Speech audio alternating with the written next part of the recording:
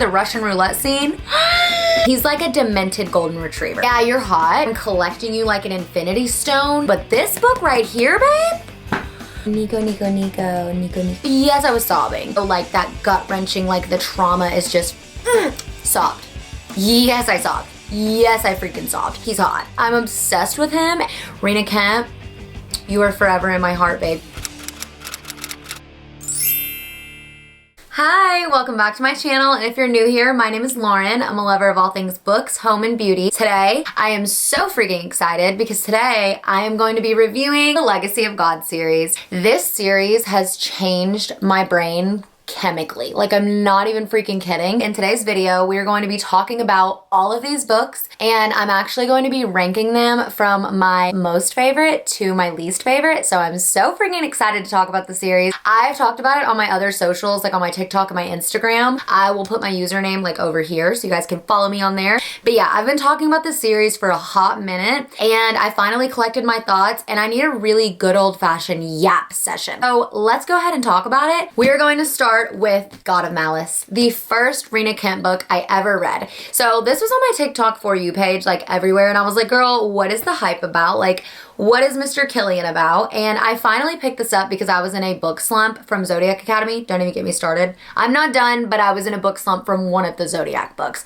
And I was like, I want something dark. I want something smutty. This whole series is dark romance, by the way. So check your trigger warnings if you're thinking about reading it. But oh my gosh, I like dark romance. I'm a Penelope Douglas girl. I love H.D. Carlton. Like, I just usually use dark romance books as palate cleansers. So I was like, I'm gonna pick this little girl up. Didn't know anything about it. I didn't check the trigger warnings, which I usually don't. I usually just dive in, and then I'll either pay for the consequences or I'll be like, ooh, I'm pleasantly surprised. You just never know. But I dived in not knowing anything about this book, okay?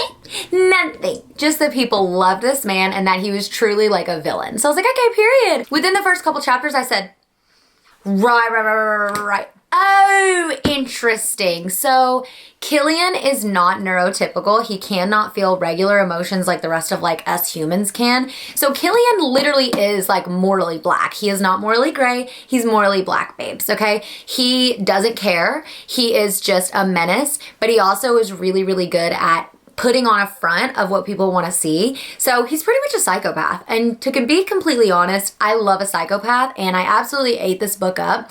There's this scene where the FMC, she's like, you know, smoking is going to kill you. She's like, would you ever quit? And he's like, yeah, I'll quit, but only if you keep my hands and mouth busy.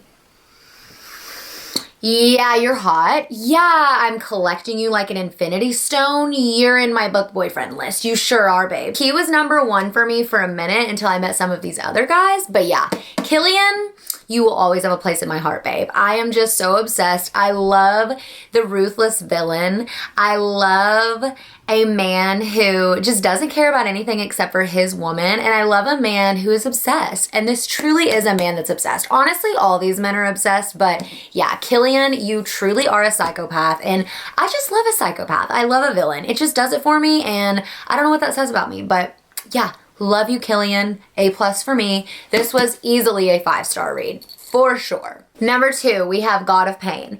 This is going to be the second book. This is about Creighton and Miss Annika. This is a grumpy sunshine. I don't usually love a grumpy sunshine. I'm not into it. Again, I like a man obsessed. I like a man that just is eating his woman up. And don't get it twisted, Creighton eats his woman up. He's obsessed with her. There are things that happen in this book and you're like, ooh, like she can basically do anything to him. And he's like, yeah, that's my girl. Yeah, that's my woman. Yeah, what about it? Like, yes, I'm gonna love her no matter what. I'm gonna go to whatever ends of the earth to make sure that's my baby girl. So we love Creighton. He is so baby girl. He is so everything. He's a good friend. We love Annika. Annika, I don't really know how you say it. She is so cute. Her favorite color is purple. Oh my gosh. And she's just this sparkly cutie girl princess. She's actually a mafia princess, so her family is in the mafia. And Creighton is like this British royalty, essentially. And it's just so freaking cute because watching her drag Creighton along into eventually being obsessed with her too is the cutest thing in the whole world. And yeah, also this book was a tearjerker. I didn't cry at God of Malice. I was more like, oh, this one, yeah, I was Yes, I was sobbing. This book really, really pulled on my heartstrings, and I just really loved their story. I loved seeing everything come together, and there was a little plot twist in this that I was really, really into. I thoroughly enjoyed this book, and this got 4 out of 5 stars for me. The third book is God of Wrath, Jeremy Volkov. So he's actually Annika's brother. He's in the mafia, and he's just this, I don't really care about anything. I'm responsible. I take care of my family. And yeah, it's hot. Also, the FMC, Cecily, she is very, I take care of my friends. So they both are, I take care of other people. I push myself to the side. Jeremy Volkov literally stalks this woman. He's obsessed with her. He's also in the Russian mafia. So he's very, very like, not with the, you know what I mean? He's very, very like hardcore. The trauma in both of their stories and watching them just work through their trauma together and open up to each other as a whole is actually stunning, gorgeous, and beautiful, and I'm freaking obsessed with it. Also, Jeremy, he's hot. I'm obsessed with him. This is one of the hottest books of the series. There are scenes in here, the Russian roulette scene. Yeah. Oh, yeah. Yes. Thank you. I'm obsessed. It is just, yeah, it's hot, but it's also like that gut-wrenching, like the trauma is just, it's so good. I was just actually freaking inhaling this one, and yeah, I'm obsessed. This was 5 out of 5 freaking stars, babe. The next book is God of Ruin. So this MMC is actually Glendon. So from the first book, her brother Landon, and he's kind of similar to Killian, but they're not really similar in my opinion. They both can't really feel empathy or love or normal emotions. They're very calculated. They're very good at putting on this perfectionist front. So Landon's very similar to Killian in that way. However, their personalities, not the same, babe. Not the same. Not the same in the slightest. So I really was having high hopes for this book. Like I really, like you hear about all of these other characters, they're all intertwined in their own stories. These are all technically standalones if you wanted to read them as standalones, but they're also interconnected, which I love. I love getting to know each character and being able to like pull everything together. Absolutely obsessed and love that. Landon, I couldn't stand him. He's very much the villain. All of these characters, Rena does such a good job at making you be like, ew, like, they're getting on my nerves, and then humanizing them. And I actually just love that. She does a great job at that. But Landon, he just came off as this like, oh, don't mess with Landon. Like Landon's crazy, you know, whatever. And it's just like, when it finally got to Landon, I was just kind of like, I'm bored. 1, he's insufferable to me. 2, he's getting on my nerves. I did thoroughly enjoy Landon's character in other books, to be honest.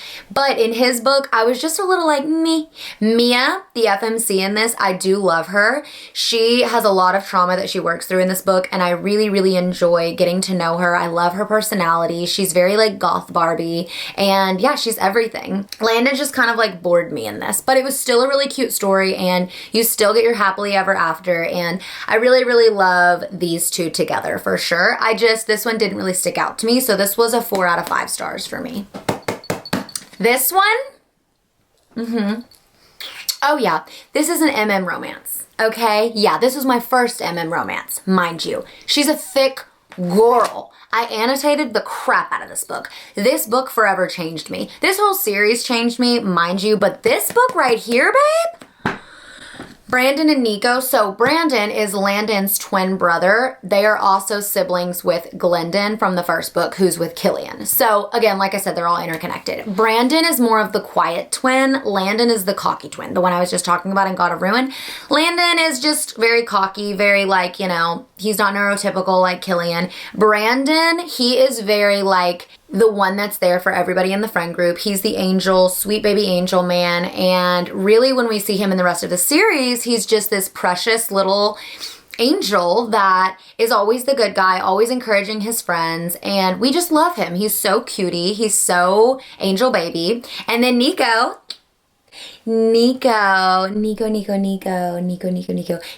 crazy. Nico is besties with Killian. He's actually Killian's cousin. There's a whole family tree situation. And Nico is just a little unhinged. He's a little crazy. He's a little hot-headed. He's a little just knee-jerk reaction. Nico's just a little out there. Whereas Brandon's so reserved. He's got this, you know, everything together. He's very sweet, very cutie pie. So it's very interesting to watch them come together. And yeah, they just complete each other. They're gorgeous. They're perfect. Their trauma, especially Brand's in this book, Sobbed.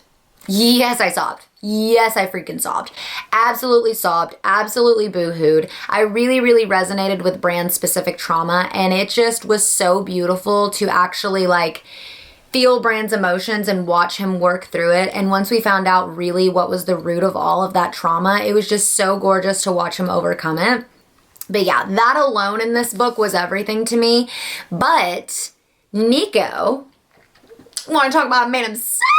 This man is obsessed. Nico is so obsessed with Bran. He's like a demented golden retriever. That's what I call him. I would literally describe him as a demented golden retriever. He's so obsessed with Bran. He's so different to Bran than he is to everybody else. And it's just so freaking cute. He's so up his butt. And literally just, he calls him Lotus Flower. Yeah, don't get me started. Oh yeah, don't get me started. No, I don't want to talk about it.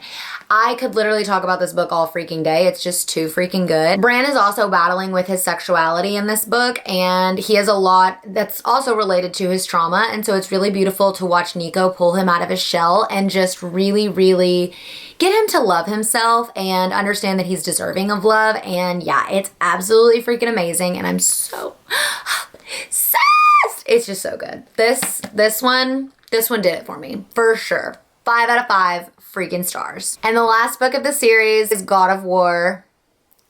Listen, listen.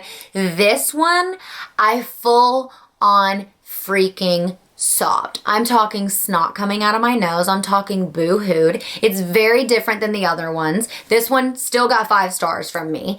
But oh my gosh, the trauma, it's a little bit of like a mystery. And our main character, Ava, she is the party girl. She's the happy girl. She's the girl that's always in the middle of everything. She's just, everybody loves her. She always draws this attention, and she just seems like she has it all together, and she's just this it girl. And she really is this it girl. She's this pink, sparkly, bubbly, just bottle of just cuteness, and we're obsessed with her. But in this book, this is set 2 years later than all of the other books, than actually Nico and Bran's. So she wakes up in the hospital, and through this series, she's kind of like has a hate relationship with Eli, who is our MMC in this book. And Eli is actually Creighton's brother from God of Pain. So again, they're all interconnected. In this book, Ava wakes up, and it's 2 years later, and she looks to the side of the hospital bed, and guess who's there? Eli, the man who she has this like hate relationship with, right? She looks to him, and he's like, calls her Mrs. King. So they're married, and she can't remember anything. And through the book, you're kind of picking up the pieces as Ava's picking up the pieces. And once you figure out what's going on, yeah, it's very depressing, but it's also beautiful. And yeah, I boo-hooed at this book. I kind of caught on to what was going on like 80 to 100 pages in, and I was just like, oh, so we're sobbing. Okay, we're sobbing. It's giving The Vow. It's giving The Notebook. It's giving traumatizing, yeah, but in the best way. And it was just really beautiful. I absolutely devoured this book, and to end the series, it was just such a good way to end the series, because obviously I was really sad to see it end, but oh my gosh, just connecting everything like with Ava and Eli's story, because the entire time you're reading the series, you're like, what's the tea? Like, what's the problem? And then you finally get to their book, and you think it's just going to be like this simple situation, and then you're like, oh, this has been actually going on for a minute. Okay. So yeah, it was very gut-wrenching, very emotionally damaging, very different than the other books, but so beautiful, and definitely got 5 out of 5 stars for me. So obsessed with it. Okay. I am officially going to give you guys my #1 favorite to my least favorite, now that I've kind of explained what each book is like a little bit about. #1, babe, it's gotta be God of Fury. This really just changed me, and again, this was my first MM romance, and all of it. The trauma, the romance, the tension, the angst. It was just so beautiful as a whole, so this will always be #1 for me. I just absolutely love it. #2, Jeremy Volkov. Yes, ma'am. Absolutely. I just absolutely loved Jeremy and Cecily as a whole. I loved them separately. I loved them together. And I just feel like there was so much depth, but it was also spicy, and it kept me on my toes. And I absolutely loved it. It was freaking everything. So I'm really obsessed with this one. And yeah, I just couldn't get enough. I was sad when it ended. And then when they were mentioned in the other books, I was like, I miss them so much. But yeah. This is 5 out of 5 for me. Third, Killian. And it's so funny because when I started the series, I never in a million years would have thought that Killian would be number 3 for me. But the only reason he's number 3, this book is number 3, is because Glendon, even though she overcame like being timid and whatever, I just feel like compared to the rest of the other FMCs, she just didn't really have a lot going on. And yeah, she just really didn't stick out to me. But Killian carried. Killian was everything, and yeah, he will always be my first Rena Kent book. This book is so freaking good. It grabbed my attention literally so quick as soon as I started reading it, and I just really enjoyed it. But yeah, this is definitely number 3. Obsessed. Killian, you will forever be in my heart. Number 4 has to be God of War because, babes, it wrecked me. It wrecked me in the best freaking way, though. Like, it wrecked me to the point of, like, I was sobbing once I figured it out, and I sobbed the rest of the way through. But had the best time. Honestly, had the best time and really, really enjoyed it. And I know it sounds like really stupid, like, oh, I enjoyed it, I sobbed, but like truly, it was so beautiful. And yeah, it was hot too. Don't get me wrong. Like, it was smutty, but oh my gosh, it got me. It got me right in the feels. It really did. Number 5 is gonna be Cray Cray, God of Pain. This is still cutie, and the only reason it's lower on the list is just because, again, compared to the other books, it just does not hold a candle to it, but this is still cutie, and I still had the best time reading it, and this one made me emo too. So freaking emo, I loved it. God of Ruin, she is in last place just because, again, like I said, Landon, this book fell a little flat for me. I still really, really enjoyed it, and I think there were things about it that were really great, but again, I looked really forward to this book, and then it was just like, meh. But I did come to love Landon in the rest of the books, like I said. Overall, I thoroughly enjoyed this series, and I would highly, highly recommend this series to anybody. Rena Kent, you literally pulled me in, and you have me in a chokehold now. I have officially started the Royal Elite series, I think. I asked on my Instagram, we chat over there, we talk over there, the Instagram girlies, we talk all day long about all our book recs, and that's honestly where I get majority of my book recs. I'm so thankful for my Bookstagram because when I started this series, everyone is like, oh my gosh, you have to know about the Renaverse, like they're all interconnected, you can read about their parents, so it's really cool because they're all in the same like families, like they're all like kind of tied in, and Rena, she has them all connected. That's why they call it the Renaverse.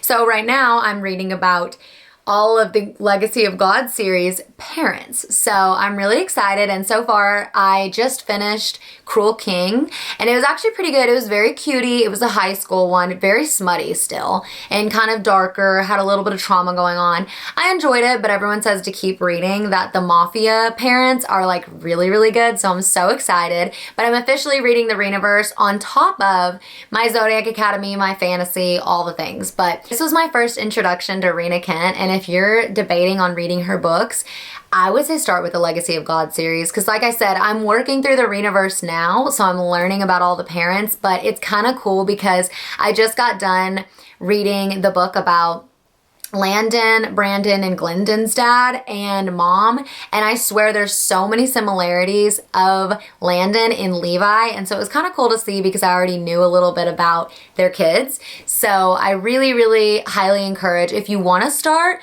with the Legacy of God series or start from the very beginning. I did not do that, but I think you'll be hooked regardless. Rena Kent, you're becoming one of my favorite authors. You are everything, babes. I love the way she writes. I really love the way she takes a character who has traits that are not really good, but by the end of the book, you're rooting for them and you come to understand why they are the way that they are, and I just think that's really beautiful. And again, fantasy, I'm usually a fantasy girl. I love romance, obviously, but yeah, dark romance has always been a palate cleanser, but this right here, babes, this is, she's creeping up to my fantasy love. So yeah, I highly recommend the series to everyone. And again, Rena Kent, you are forever in my heart, babe. You have changed me forever.